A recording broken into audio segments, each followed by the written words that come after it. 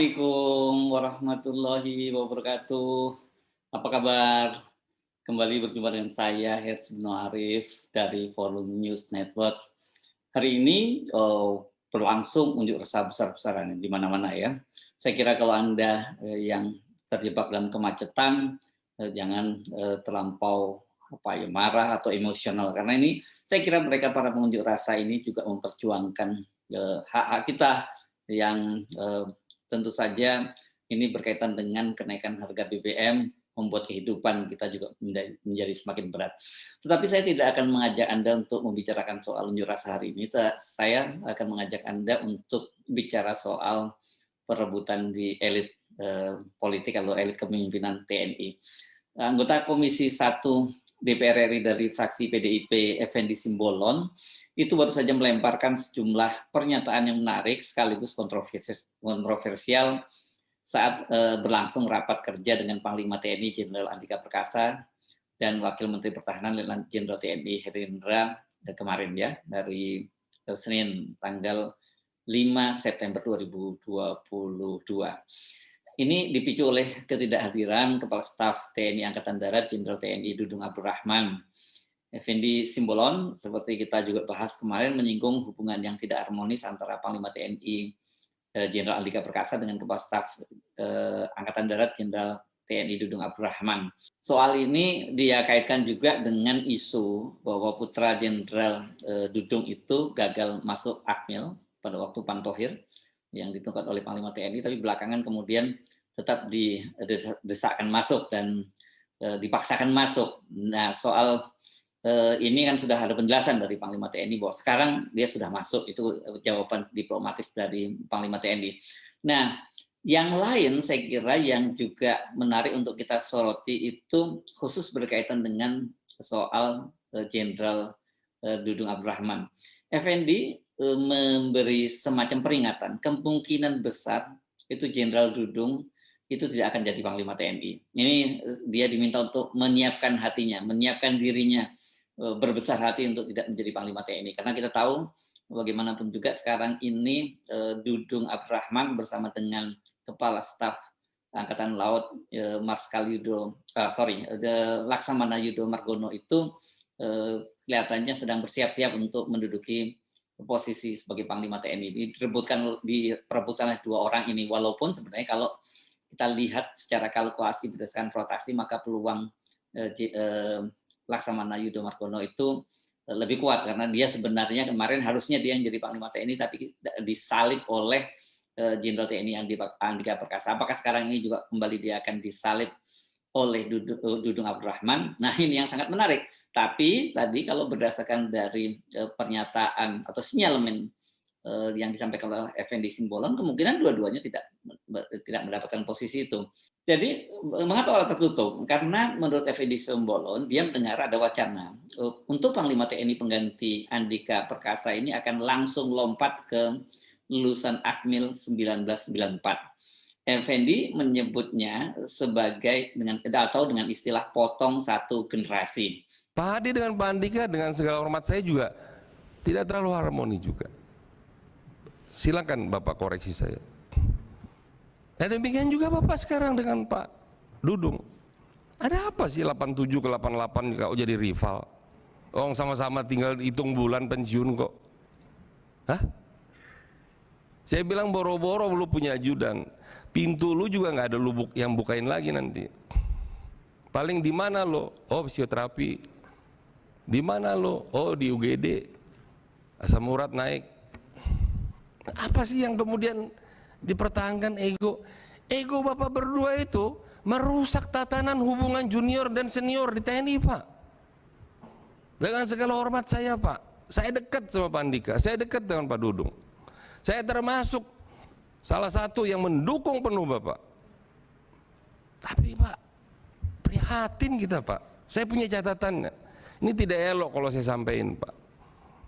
Dari mulai pertentangan soal ini, soal banyak sekali catatannya. Sampai ke urusan anak Pak Jenderal Dudung yang katanya tidak lulus karena umur dan karena tinggi badan katanya. Saya nggak tahu, silakan nanti Bapak jelaskan. Nah, apakah ini harus menjadi pertentangan Pak? yang kemudian mengorbankan TNI, Pak. TNI ini dari Kawah Chandra Muka orang hebat semua, Pak. Punya moral semua ini. Saya pun anak kolong, Pak. Bapak ibu saya di Kalibata, sama makam pahlawan Kalibata, Pak. Nah ini yang saya kira Pak Andika, saya tahu Pak Andika, Jenderal Andika orang yang patuh tuh. Saking patuhnya memang rigid Anda. Orang bilang ngapain sih Panglima ngurusin yang tetek bengek begini. Tapi saya tahu Anda orang perfeksionis. Tapi sayang punishment di Anda kurang. Kalau saya seperti itu, take it or leave it. Dia apa saya Pak? Saya lapor Presiden. Biar aja gemuruh Republik ini. Ngapain Pak? Kita sandang-sandang semua jabatan. Kalau tidak ada ketegasan, ini semua menjadi rahasia umum Pak. Rahasia umum Jenderal Andika. Di mana ada Jenderal Andika tidak ada kasat. Jenderal Andika membuat Super Garuda Shield, tidak ada kasat di situ. Saya tidak tahu, nanti silakan dijelaskan.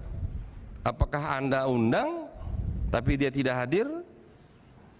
Apakah memang tidak diundang? Saya nggak tahu, silakan nanti dijawab. Baik. Jadi sebentar 1 menit lagi. Oke. Saya ingin stressing saya justru di sini, Pak. Bagaimanapun kita harus akhiri, Pak. Nanti siapa lagi penggantinya? Siapa saya nggak tahu. Walau alam. Apakah Pak Yudo? Apakah Pak Fajar atau siapa? Dengar-dengar katanya ini potong generasi katanya. Jadi langsung ke 94 semua. Jangan ada yang marah. Dipersiapkan yang akan kelahiran 68 ke atas. Ya wajar. Dipersiapkan untuk melintasi persiapan sampai lewat masa pemilu karena ada 2 pemilu besar, Pilpres, Pileg dan Pilkada. Kalau benar info yang disampaikan oleh Effendi Simbolon, maka setidaknya ini akan ada 6 angkatan yang dilewati. Andika adalah lulusan Akademi Militer tahun 1987. Setelah itu di bawah Andika itu ada angkatan 98 dan 98B. 998B, ini Dudung ini berangkat angkatan 98B.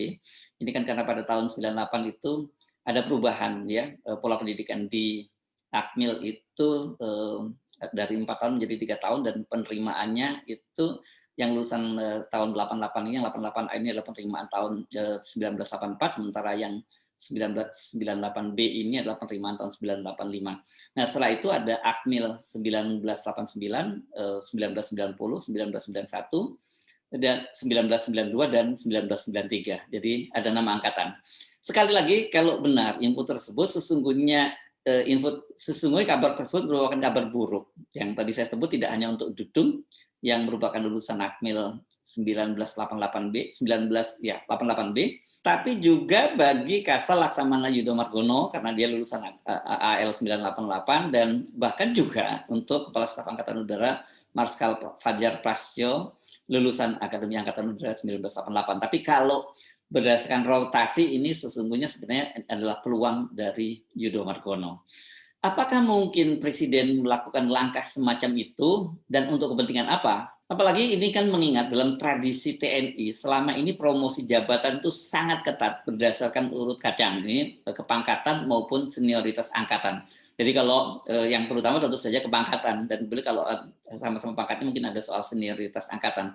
Sementara untuk jabatan Panglima TNI seperti saya singgung tadi, sejak era reformasi itu ada semacam tradisi rotasi antar ketiga angkatan. Hanya pada era Jokowi, ini konvensi rotasi itu dilanggar. Jokowi pada waktu itu memilih Andika Perkasa dari TNI AD menggantikan Panglima TNI sebelumnya, yakni Marskal Hadi Cahyanto yang berasal dari TNI AU.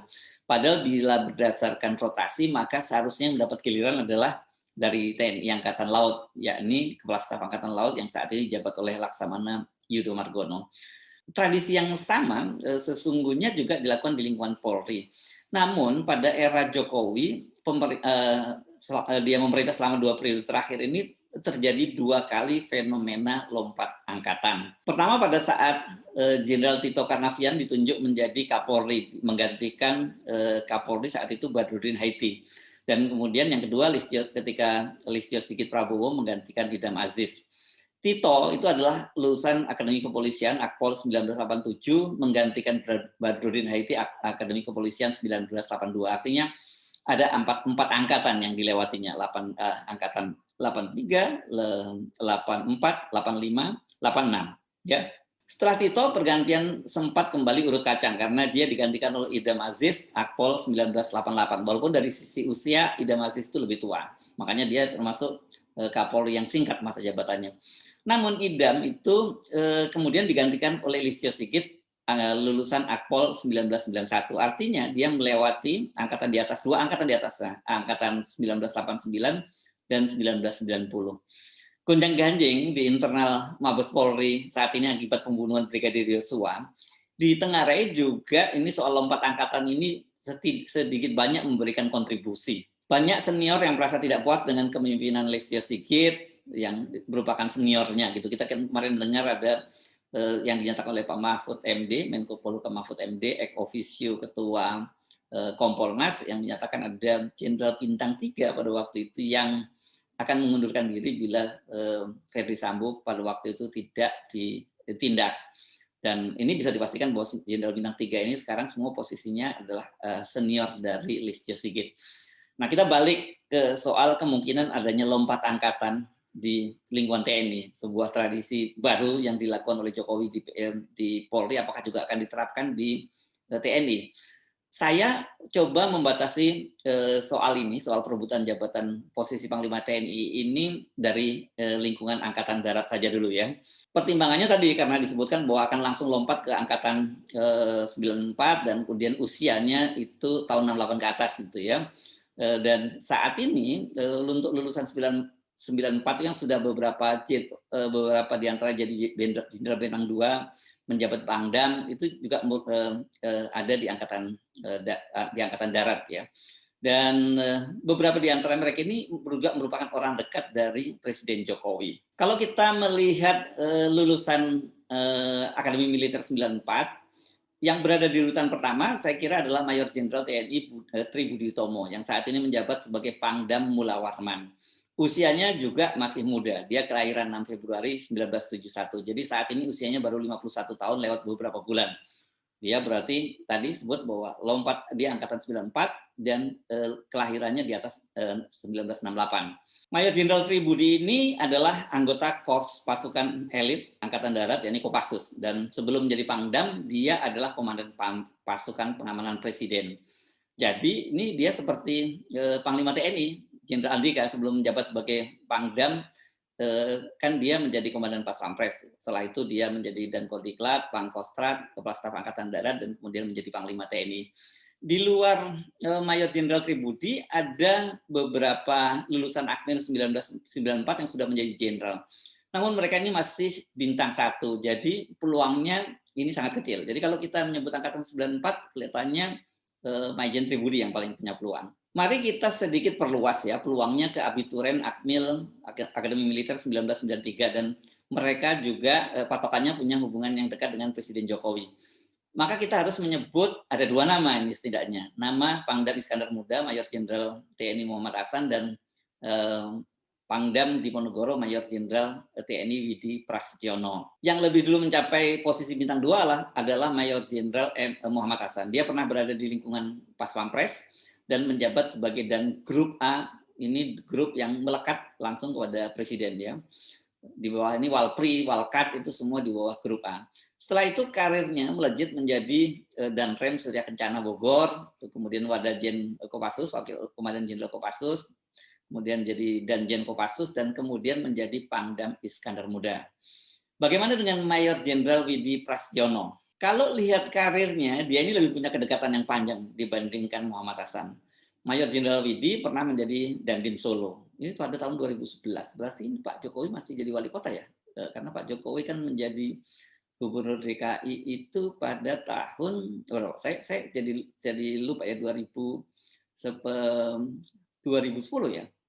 Dan kemudian 2012 Pak Jokowi ya, 2012. Kemudian ajudan Jokowi itu dia menjadi ajudan Pak Jokowi, kemudian menjadi Danrem Surya Nata Kusuma, Kasdam Diponegoro, kemudian Danjen Kopassus, dan sekarang ini menjadi Pangdam Diponegoro. Jadi mereka ini semua yang pernah menjadi orang kepercayaan Pak Jokowi itu berasal dari pasukan elit pasukan khusus TNI Angkatan Darat, dan memang karirnya sekarang semua moncer semua. Beberapa figur tersebut kemungkinan besar itu berpeluang menjadi pemimpin masa depan TNI Angkatan Darat maupun TNI.